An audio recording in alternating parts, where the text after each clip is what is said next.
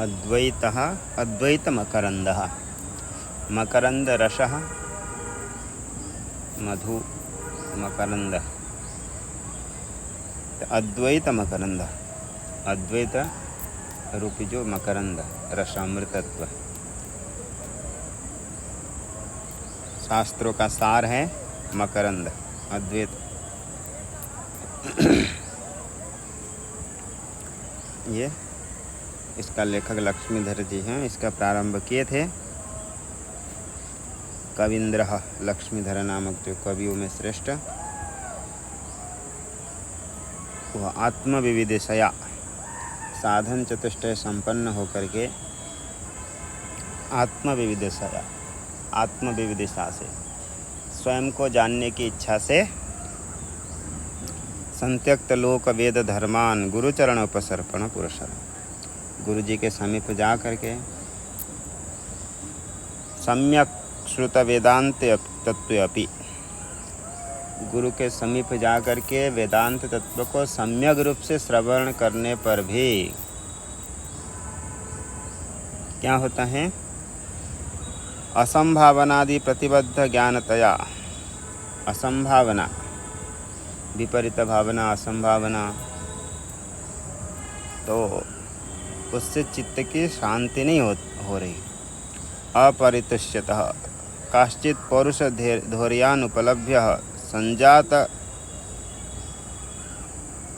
संजात करुणः तेषां, किसी सद्गुरु के पास समीप प्राप्त करके उनकी करुणा से करतल बिल्ववत् स्फुटम वेदांत प्रतिपाद्यम,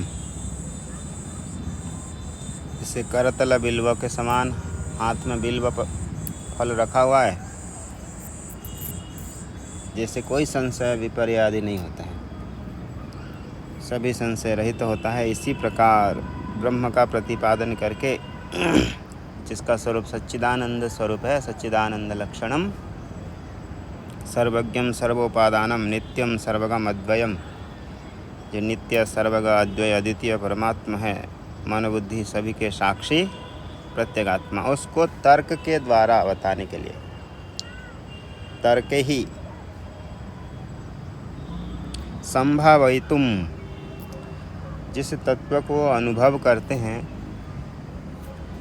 उसको लोक में संचार करने के लिए तर्क की आवश्यकता है। आप अपना मानते हैं, इसके लिए भी तर्क चाहिए। फिर भी आप शुद्ध अंतःकरण हैं, शास्त्रों में गुरु में विश्वास है, तो श्रद्धापूर्वक ज्ञान हो भी जाए, परंतु लोक को समझाने के लिए उत्तर में उसके लिए तो तर्क तो देना ही पड़ेगा, युक्ति। इसलिए तर्क ही संभावितुम, तर्क के द्वारा संभावित करने के लिए, संभावना करने के लिए किंचित प्रकरणम, ये थोड़ी सी प्रकरण ग्रंथ, ज़्यादा विस्तार नहीं है, ये प्रकरण ग्रंथ को रचना कर रहे हैं। और निर्विघ्न पूर्वक ये ग्रंथ की रचना हो जाए और लोक में प्रचय गमन हो, लोग इसको अध्ययन करें, ग्रहण करें, लोग आगे जाकर के, ऐसे तो लाखों करोड़ों ग्रंथ रचना किए हुए होंगे, ऋषि महर्षियों से लेकर के आधुनिक काल तक पर्यंत तक, परंतु कोई थोड़ी पढ़ता है, सभी के ग्रंथ नहीं पढ़ते हैं। बहुत ही कुछ ही ग्रंथ ऐसे हैं जो पढ़ते हैं। इसीलिए कह रहे कि मंगलाचरण करते हुए ये ग्रंथ का लोगों के उपकार में आए, इसलिए भगवान से प्रार्थना कर रहे हैं और उसको श्लोक को रचना भी कर रहे हैं, ताकि लोग आगे जो शिष्य लोग पढ़ेंगे मंगलाचरण को, तो वो भी इसी प्रकार मंगलाचरण करें प्रत्येक दिन। इसलिए उसको शिष्य शिक्षा यही ग्रंथ तो निबध्नाति। मंगलाचरण तो मन के विषय है, मन में बैठ के आराम से मंगलाचरण करना चाहिए, चिंतन। मंगलाचरण को लिखने से थोड़ी होगा। तो बोले कि नहीं, शिष्य शिक्षा ही, आगे शिष्य लोग भी तो मंगलाचरण करेंगे, इसलिए उसको ग्रंथ तो निबध्नाति, ग्रंथ में उस मंगलाचरण को भी लिख दे रहे हैं।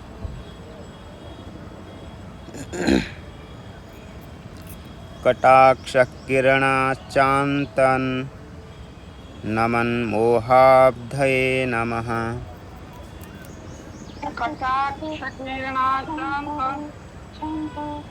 नमन मोहाब्धये नमः।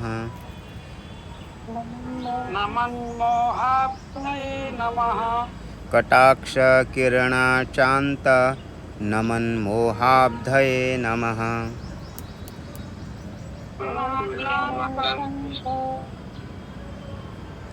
आगे भी बोलो, नमन मोहाब्धये नमः।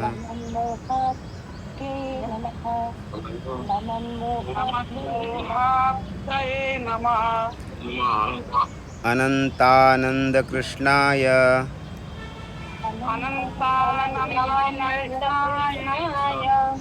जगन्मंगलमूर्तये अनंतानंद कृष्णाय जगन्मंगलमूर्तये। स्वामी जी फिर से कर सकते हैं ताकि ये मंगलाचरण बैठ जाए। करिए करिए, उसमें क्या है।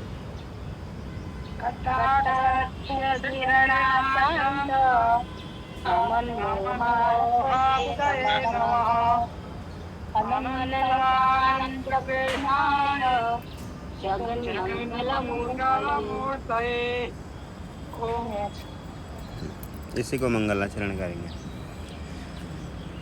कटाक्ष किरणा चांत नमन मोहाब्धये नमः।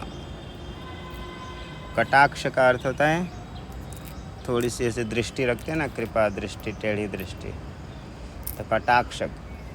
कटाक्ष किरणा चांत, जो कटाक्ष किरण,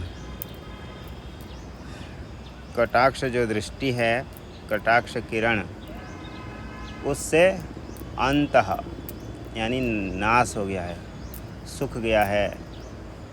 ऐसे किनका? नमन मोहाब्ध मूर्तये, जो नमस्कार करते हैं भगवान को, तो भगवान की कृपा दृष्टि से जिनकी अज्ञान रूपी मोहाब्धये, मोह रूपी जो अवधि है, अज्ञान रूपी समुद्र है, अंत हो गया है, सूख गया है, जिनको नमस्कार करने से ऐसे अनंतानंद कृष्णाय जगन मंगल मूर्तये नमः। ये सभी चतुर्थी विभक्ति एक ही है। कटाक्ष किरणाचांत नमन मोहाब्धये जगन मंगल मूर्तये अनंतानंद कृष्णाय नमः। जो अनंत आनंद स्वरूप अर्थात देश काल वस्तु से अपरिच्छिन्न आनंद है जिनके, ऐसे भगवान श्री कृष्ण जो जगत के मंगल मूर्ति है। मंगलानाम च मंगलम, दैवतानाम च दैवतम, देवतानाम च दैवतम, ऐसे आता है ना विष्णु सहस्त्र नाम में। जो देवताओं के भी देवता है और मंगलों का भी मंगल स्वरूप है। ऐसे जगत मंगल मूर्तये, जगत के जो मंगल मूर्ति हैं भगवान श्री कृष्ण अनंत आनंद स्वरूप। उनके गुरुजी का नाम भी अनंतानंद था, इसलिए दोनों का यहाँ कृष्ण के साथ गुरुजी को जोड़ करके बोल दे रहे हैं, क्योंकि गुरुजी के नाम नहीं लिया जाता है, तो उनको भी नमस्कार करना है। तो क्या कर दिए, भगवान श्री कृष्ण के साथ उनको जोड़ करके ईश्वरो गुरुरात्मेति मूर्ति भेद विभाग, ईश्वर और गुरु को एक साथ जोड़ दिए और दोनों का ऐसे भी नाम ले लिया। अनंतानंद कृष्णाय, जो अनंतानंद कृष्ण जिनका स्वरूप क्या है, जगन मंगल मूर्तये, जगत को मंगल करने वाली मूर्ति स्वरूप है जिनका। भगवान को देख कर किसके मन प्रसन्न नहीं होता है, किसके कार्य शुभ नहीं होता है, ऐसे जगन मंगल मूर्तये। और वह क्या, कैसे? कटाक्ष किरणाचांतः, कटाक्ष रूपी किरण से जिनके थोड़ी सी कृपा दृष्टि से भी क्या होता है? नमन, जो नमस्कार करने वालों के मोहरूपी अब्धि अंत मोह नमन मोहाब्धये, अर्थात जो नमस्कार करने वालों के लिए उनके अज्ञान रूपी समुद्र को जो नष्ट कर देते हैं। टीका में देंगे अच्छे से इसकी विग्रह आदि। ऐसे भगवान श्री कृष्ण को नमस्कार। ग्रंथ के आदि में मंगलाचरण करते हैं, ये तो आप लोगों को बहुत बार बताए हैं निर्विघ्न पूर्वक हो, इसलिए ग्रंथ के प्रारंभ में मंगलाचरण आदि करते हैं। आगे एक एक शब्द की व्याख्या कर रहे हैं, कई प्रकार से अर्थ करेंगे। कटाक्ष, कटाक्ष यानी भक्तेषु तिर्यक पातिता दृष्टि, कृपा दृष्टि ही कटाक्ष। कटाक्ष किसको कहते हैं? भक्तों में जो टेढ़ी दृष्टि, थोड़ी सी दृष्टि ऐसे रखते हैं भगवान। पतिता कृपा दृष्टि, जो कृपा दृष्टि है परमात्मा की, उसको यहाँ किस शब्द से कह रहे हैं? कटाक्ष। उस कटाक्ष तस्याः, उस कृपा दृष्टि का जो किरण है, भगवान के दृष्टि रूपी जो किरण पड़ता है, तस्याः किरणेन प्रभया, किरण यानी प्रभा, उस प्रभा से अंतः यानी शोषितः, भगवान की कृपा दृष्टि रूपी जो किरण से सूख गया है, शोषित हो गया है, नाश हो गया है। किनका? नमताम, नमस्कर्तॄणाम, जो भगवान को नमस्कार करते हैं उनको नमस्कर्तॄणाम मोह अज्ञानम, मोह रूपी जो अज्ञान, स एव अब्धि, यहाँ पर अब्धि का अर्थ समुद्र। तो वो जो समुद्र है, कैसे समुद्र है ये? मोह अज्ञान रूपी समुद्र। स एव अब्धि ही, मोह एव अब्धि थी, मोह अब्धि, मोहाब्धि। यहाँ पर हो गया समास कर्मधारय। मोह ही अवधि है, मोह यानी अज्ञान, अज्ञान ही समुद्र है, इसलिए क्या कहेंगे? मोह अवधि। बोले किन का मोह अवधि? नमन मोहाब्धि, अर्थात नमन, नमताम यानी नमस्कार करने वालों की, नमस्कार करते ही क्षत्रिय प्रत्यंत नमन मोहाब्धि, भगवान को नमस्कार करते ही क्या हो जाता है? सूख जाता है। तो नमताम मोहाब्धि, नमताम तो नमस्कार करने वालों के, नमस्कार करते ही उनके मोह रूपी अवधि सूख जाता है। नमताम मोह, यहाँ पर षष्ठी समास। नमताम नमस्कर्तॄणाम, नमस्कार करने वाले, नमस्कार करने वाले जो नमस्कार के करता हैं उनका मोह अवधि, मोह यानी अज्ञान, वही अज्ञान ही अवधि, तो इसलिए मोह अवधि। यहाँ तक तो हो गया। अब बहुबरी कर लेना इनके साथ। कटाक्ष किरण चांत नमन मोहाब्धि ये न, ऐसे करके सैव अब्धि समुद्र, ये न सद आगे तस्मै मोहाब्धये, नमस्कार अर्थ में चतुर्थी विभक्ति, ऐसे मोह रूपी समुद्र को। तो यहाँ पर समास आदि दे दिए हैं। समास कैसे हो गया? कटाक्ष किरण, कटाक्ष एक शब्द है, आगे है किरण शब्द है, दोनों में क्या समास कर दिए? षष्ठी समास। कटाक्ष की किरण, तो कटाक्ष किरण, और उस किरण के द्वारा, यहाँ पर तृतीया तत्पुरुष, कटाक्ष और कटाक्ष नहीं, कटाक्ष किरण हो गया। उसके बाद किरणश्चान्तः, प्रभया चान्तः शोषितः, आगे इसके साथ हो जाएगा। यहाँ पर भी तृतीया किरणया, यहाँ पर तृतीया किरणयाश्चान्त इति किरणाश्चान्त, किरणेन चान्तः, वहाँ टीका में तो प्रभा दे दिया, इसलिए प्रभया दे दी। यहाँ पर तृतीया। अब इसके साथ नमन मोहाब्धि का बहुब्री करके पूरा वाक्य बन जाएगा।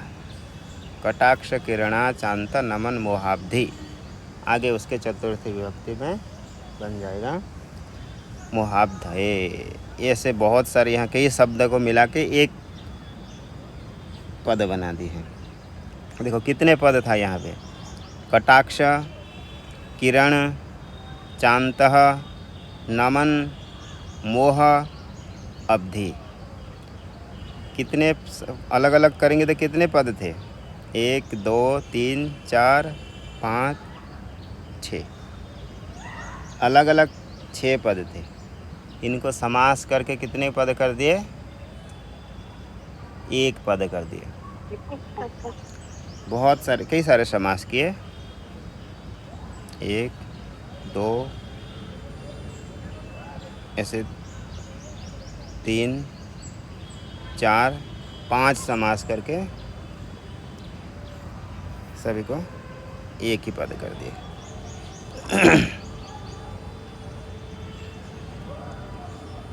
आगे अनंतानंद कृष्णाय, इसकी व्याख्या आगे नहीं, पहले थोड़ी सी पंक्ति रह गई। श्री गुरु परमेश्वर प्रसाद रहितानाम दुस्तरत्वात् भ्रांति परंपरा तरंग युक्तत्वात् रागादि महाग्रहादि योगाच्च युक्तम अज्ञानस्य समुद्रत्वम। बोले कि अज्ञान को किसके साथ तुलना किए, समुद्र के साथ। समुद्र के साथ। बोले अज्ञान कैसे समुद्र हो सकता है, तो उसके लिए यहाँ पर दिखा रहे हैं कि श्री गुरु परमेश्वर प्रसाद रहितानाम, जब तक गुरु जी की कृपा और भगवान की कृपा ना हो तो ये संसार से मुक्ति नहीं होती है। श्री गुरु परमेश्वर प्रसाद रहितानाम, जिनके ऊपर कृपा नहीं है, दुस्तरत्वात्, उनके लिए बड़ा ही कठिन है किसको पार करना, भ्रांति परंपरा तरंग युक्तत्वात्, क्योंकि ये जो संसार है दुस्तर है, इसको तर जाना बड़ा ही कठिन है। क्यों? क्योंकि इसी संसार में बहुत तरंग उठते रहते हैं। जब बड़े बड़े तरंग उठते हैं तो वहाँ पर तैर सकते हैं? नहीं। तो बोले ये संसार में कौन से तरंग हैं, भ्रांति परंपरा तरंग युक्तत्वात्, अज्ञान रूपी भ्रांति रूपी ये तरंग उठता रहता है यहाँ पे। तो भ्रांति तरंग युक्तत्वात्, और बोले यह समुद्र में ऐसा नहीं है, बड़े बड़े मगरमच्छ भी हैं, राग द्वेष काम क्रोध लोभ, ये सभी क्या हैं, समुद्र में रहने वाले मगरमच्छ हैं, जीव हैं, बड़े बड़े जीव हैं। युक्तत्वाद् रागादि महाग्रहादि योगाच्च युक्तम अज्ञानस्य समुद्रत्वम, इसलिए ये अज्ञान को समुद्र कहलाना युक्ति युक्त ही है, क्योंकि अज्ञान के होने पर ही ये सभी उपस्थित होते हैं। इसलिए अज्ञान इनका मूल है। अज्ञान होगा तो राग द्वेष भ्रांति सब कुछ होंगे। इसलिए अज्ञान को किसके साथ तुलना कर दिए, समुद्र के साथ। अनंतानंद कृष्णाय, अनंत, अनंत का क्या अर्थ है बता रहे हैं, अनंतो देश काल वस्तु परिच्छेद शून्य। अनंत का अर्थ हो गया जो देश काल वस्तु तीनों प्रकार से जो परिच्छिन्न नहीं है, परिच्छेद शून्य है, यानी अपरिच्छिन्न है। आनंद स्वरूपम यस्य स्व अनंतानंदः, जिसके अनंत आनंद है, जिसका स्वरूप है, उसको क्या कहेंगे, अनंतानंदः। और वो अनंतानंद कौन है, कृष्ण। इसीलिए कह रहे हैं स च असौ कृष्ण चैति अनंतानंद कृष्ण। तो देखो अनंत आनंद है जिसका, उसको क्या कहेंगे, अनंत आनंद। ये हो गया बहुब्री। आनंदो यस्य, आनंद स्वरूपम यस्य, तो अनंतो आनंद, आनंदो यस्य स अनंतानंदः, ये हो गया बहुव्रीहि। बोले अनंतानंद कौन है? कृष्ण, कृष्ण है। श्री कृष्ण का। इसलिए वही जो अनंतानंद है वही कृष्ण है। दोनों में क्या हो गया? कर्म धारा, मतलब अभेद एक हो गया। वही अनंतानंद कृष्णाय। तो कृष्णश्च अनंत आनंद कृष्णो वसुदेव कुमारः, वही भगवान, वही वासुदेव स्वरूप हैं, वसुदेव के पुत्र हैं, सगुण उपाधि को लेकर के, शरीर आदि को लेकर। तस्मै जगत मंगल मूर्तये, और वह जो भगवान श्री कृष्ण हैं जगत के मंगल मूर्ति हैं। जगत मंगल मूर्ति के क्या अर्थ हैं? जगताम लोकानां मंगल भूता सुखाभिवृद्धि करी मूर्ति विग्रहो यस्य स। तो जगत के मंगल मूर्ति, जगत को सुख प्रदान करने वाले स्वरूप है जिनका। जगताम लोकानाम, जगत यानी ये लोक, इन लोगों को, सभी संसार को सुख प्रदान करने वाले ऐसे मंगल स्वरूप मूर्ति यानी विग्रह जिनका है, उनको कहेंगे जगन मंगल मूर्तये स तथा तस्मै, उनको मूर्तये नमः, उनको नमस्कार। ये एक एक शब्द का अर्थ बता दें। एक प्रकार से ये मंगलाचरण का अर्थ हो गया। कटाक्ष किरणाचान्तः नमन नमन मोहाब्धये नमः अनंतानंद कृष्णाय, क्या है? अनंतानंद कृष्णाय जगन मंगल मूर्तये। देखो याद हो गया। तो जो भगवान श्री कृष्ण हैं ऐसे जगत के मंगल करने वाले हैं। एक प्रकार से ये अर्थ हो गया। अब विद्वान लोग हैं तो और भी कई प्रकार से अर्थ करेंगे, उसके लिए दूसरे प्रकार से अर्थ करने वाले। यद्वा करके अन्य प्रकार से भी इसका अर्थ किया जा सकता है। कटाक्षः प्रतिभा अक्षम अंतःकरणम तस्यः किरणो। प्रतिभा का अर्थ क्या है? जैसे अभी आप लोगों को हस्तामलकाचार्य में बता रहे थे, चक्षु, कितने दृष्टांत देते रहते। चक्षु क्या है? सूर्य ही है। सूर्य क्या है? चक्षु सूर्य ही है। तो वही उसका प्रतिभा कटाक्षः, प्रतिभा रूपी जो प्रकाश रूपी जो अक्ष है, यानी अंतःकरणम, प्रतिभा अक्षम अंतःकरणम। कटाक्ष का अर्थ यहाँ पर क्या ले लिए? अंतःकरण। कटाक्ष का अर्थ लिए यहाँ पे अंतःकरण। जैसे सूर्य का क्या होता है? किरण होते हैं, इसी प्रकार अंतःकरण का किरण क्या है? उसकी वृत्ति। अंतःकरण का जो किरण है उसका वृत्ति। अंतःकरण में जैसे आप लोग को बताते रहते हैं ज्ञान की वृत्ति। ज्ञान क्या है? वृत्ति है। अंतःकरण का एक वृत्ति को क्या कहते हैं?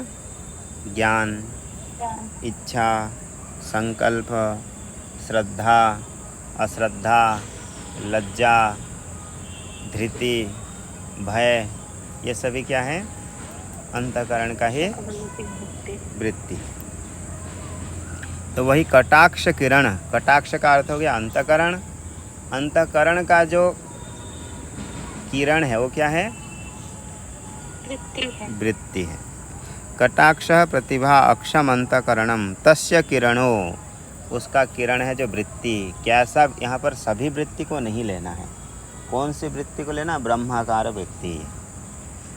वाक्यजन्य तद्वृत्ति, तत्त्वमसि अहम ब्रह्मास्मि इत्यादि महावाक्य, उस महावाक्य जन्य जो वृत्ति है, यहाँ उसको क्या लेंगे? अंतःकरण की किरण।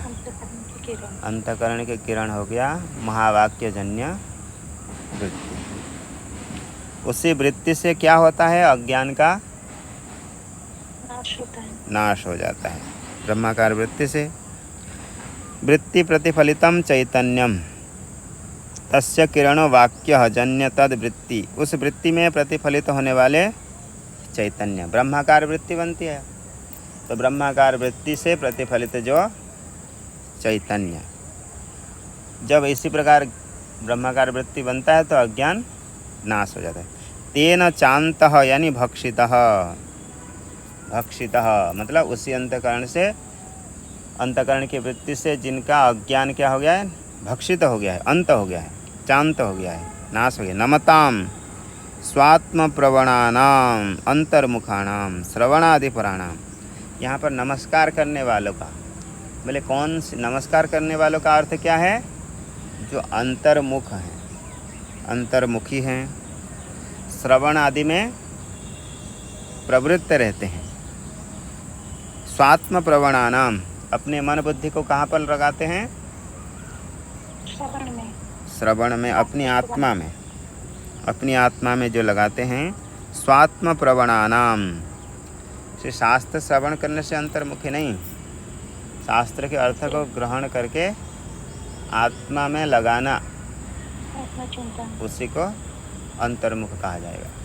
नहीं तो शास्त्र श्रवण करके यदि प्रवचन करने लगे, धन भी कमाए, पद प्रतिष्ठा के लोगों में सम्मान के लिए गए, तो अंतर्मुख कहा जाएगा उसको, नहीं कहा जाएगा।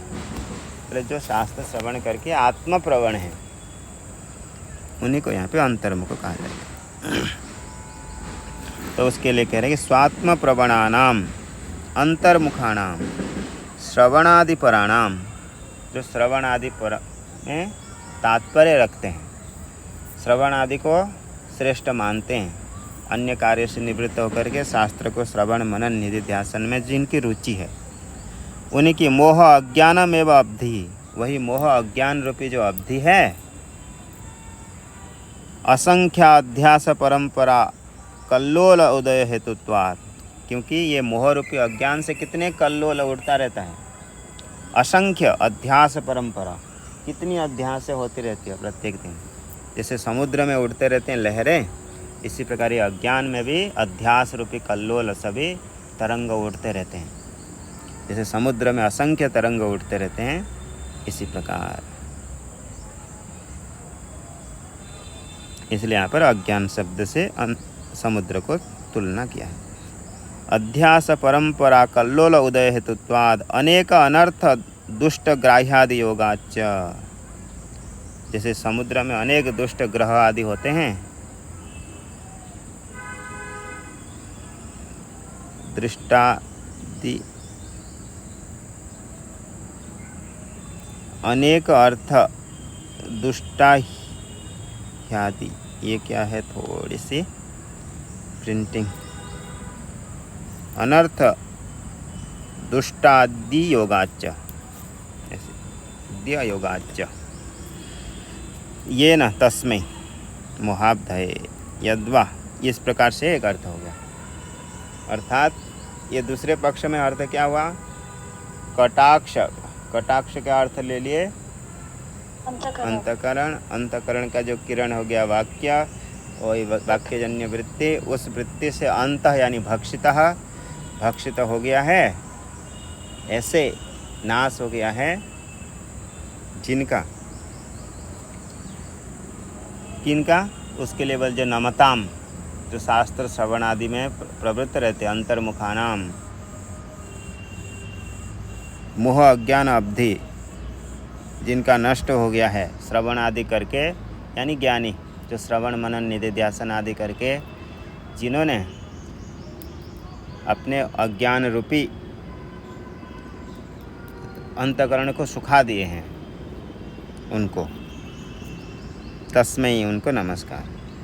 अथवा दूसरे प्रकार से भी इसको अर्थ कर सकते हैं, कटाक्ष का अर्थ देखिए, यद्वा कटाक्षो अंतिम प्रमाणम वाक्यजन्य वृत्तिरिवः, यद्वा कटाक्ष का अर्थ है अंतिम प्रमाणम, कटाक्ष यानी अंतिम प्रमाण, वाक्यजन्य महावाक्य, उससे होने वाले वृत्ति। यद्वा कटाक्ष अंतिम प्रमाणम वाक्यजन्य वृत्तिरिव, जैसे वाक्यजन्य वृत्ति होती है, ब्रह्माकार वृत्ति, वो वृत्ति क्या होती है? अंतिम होती है। जब श्रवण मनन निधिध्यासन करते हैं ब्रह्माकार वृत्ति बनती है, तो वह जो वृत्ति है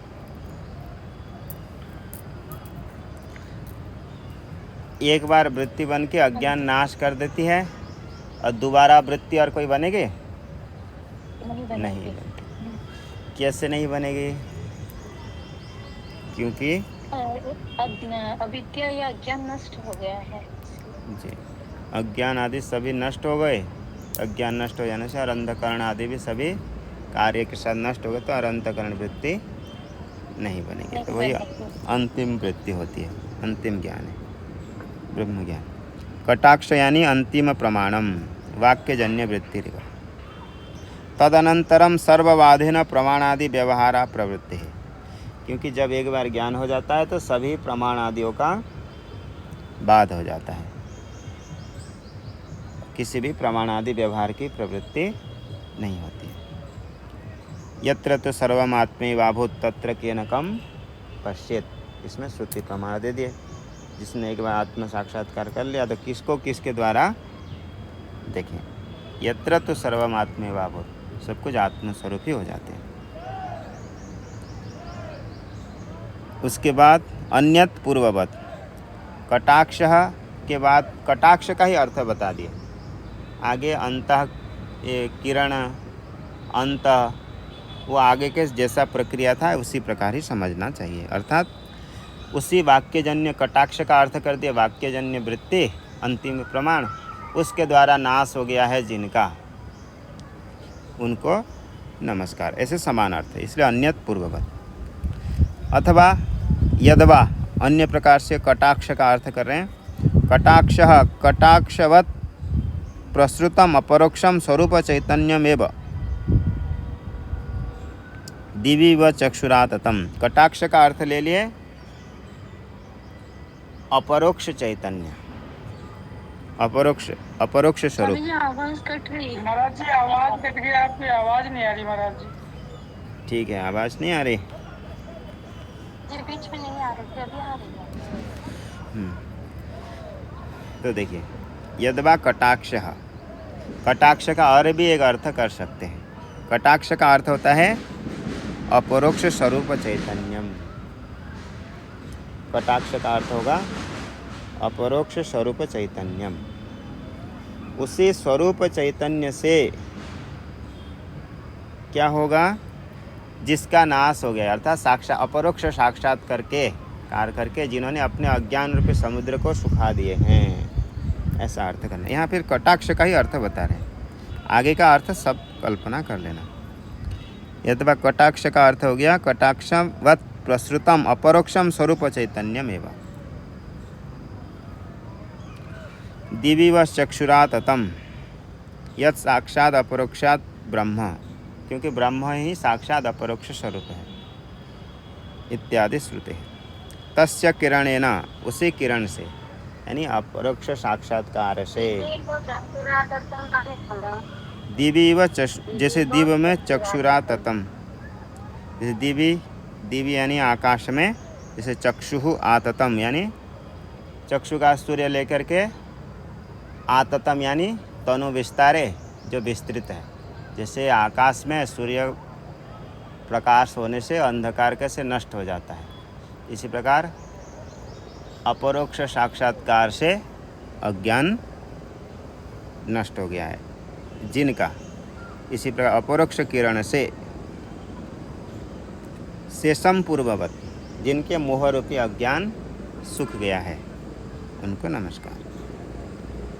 यहाँ तक ये कटाक्ष शब्द का 3-4 प्रकार से अर्थ बता दिए।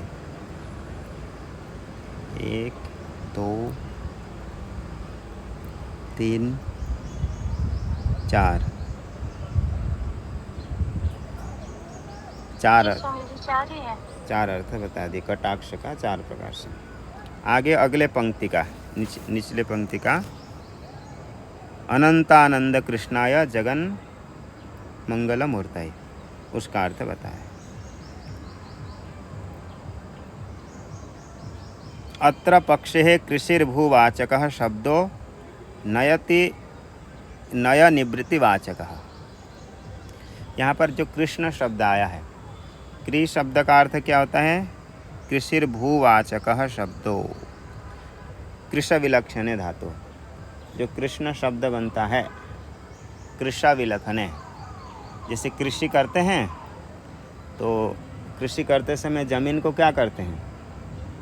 करते हैं, विलक्षण करते हैं से। कुरेदते हैं। इसी प्रकार जो अपने भक्तों के पाप को नष्ट कर देता है तो उनको क्या कहते हैं?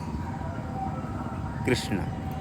पाप को नष्ट कर देता है, विलक्षण कर देता है, तो इसलिए उनको क्या कहते हैं? कृष्ण। कृषिर्भूवाचकः शब्दो। और जो न आया है नयति निवृत्तिवाचक, नय निवृत्तिवाचक। जो भगवान अपने पाप भक्तों के पाप को निवृत्ति कर देते हैं, नाश कर देते हैं, उनको क्या कहते हैं? कृष्ण। इति कृष्ण शब्दार्थ जी कृषिर्भूवाचकः। जो कृष्ण धातु विलक्षण अर्थ में होता है, भूमि को विदारण करना अर्थ में होता है। तो इसी प्रकार जो भगवान कृष्ण में क्रि आया है, जो भक्तों के पाप को विदलन कर देते हैं, और वहाँ पर जो न प्रत्यय आया है उसका अर्थ निवृत्ति अर्थ में, अर्थात जो पाप को उखाड़ के निवृत्त कर देते हैं, हटा देते हैं भक्तों को, भक्तों के पाप को, उनको कहा है कृष्ण। पाप को जो निवृत्त कर दें उनको कहेंगे कृष्ण। कृषिर्भूवाचकः शब्दो नयति नयः नयतिर्वृत्तिवाचक। नयति नहीं, नश्च निवृत्तिवाचक, ऐसे कहीं पे भी आता है निवृत्ति अर्थ में। इसलिए नश्च आता है, इसमें अलग दिया है। क्रि वो आता है और नश्च आता है। नश्च निवृत्तिवाचक, जो नकार होता है वो निवृत्ति का वाचक है। इसमें नयति दे दिया है। कई जगह पे क्या पाठ आता है? नश्च, जो नकार है। कृष्ण शब्द आता है, कृष्ण शब्द, कृष्ण शब्द में क्रि हो गया और न हो गया, तो जो न होता है वो निवृत्ति का वाचक होता है। इति कृष्ण शब्दार्थ द्रष्टव्य। जगतां मंगलकरी, जो जगत के मंगल करने वाले हैं। जगतां मंगलकरी मूर्तिर्यस्य, जगत को मंगल करने वाले, सुख देने वाले मूर्ति विग्रह है जिनके, ऐसे। क्योंकि परमात्मा के ही आनंद से सभी लोग आनंदित होते हैं। एतस्यैव आनंदस्य अन्यानि भूतानि मात्राम उपजीवन्ति। श्रुति उस परमात्मा के आनंद के मात्रा से ही आश्रित करके सभी प्राणी क्या करते हैं? आनंदित होते हैं। एतस्यैव आनंदस्य अन्यानि भूतानि मात्राम उपजीवन्ति। उस परमानंद की थोड़ी सी मात्रा को लेकर के अन्य प्राणी क्या होते हैं? आनंदित होते हैं। इसलिए सबका आनंद एक स्वरूप होता है? नहीं होता है। इसलिए वहाँ पर विचार आता है कि एक सामान्य व्यक्ति है, उसके अपेक्षा राजा से आनंद अधिक आनंद चक्रवर्ती से गंधर्व आदि, इंद्र इत्यादि, ब्रह्मा। तो वो सभी जो आनंद है परमानंद की एक मात्रा है। तो संसार में जो भी आनंद है वह परमात्मा की ही है। एतस्यैव आनंदस्य अन्यानि भूतानि मात्राम उपजीवन्ति। ऐसा ह्येव आनंदयाति, भगवान ही सबको आनंदित करते हैं। इति श्रुति। जगन मंगल मूर्तये इति अनेन स्मृति मात्रेण तस्य, अर्थात भगवान के स्मरण मात्र से ही अहिक आमुष्मिक पुरुषार्थ परिपंथी विघ्न निराशा सामर्थ्य मुक्तम।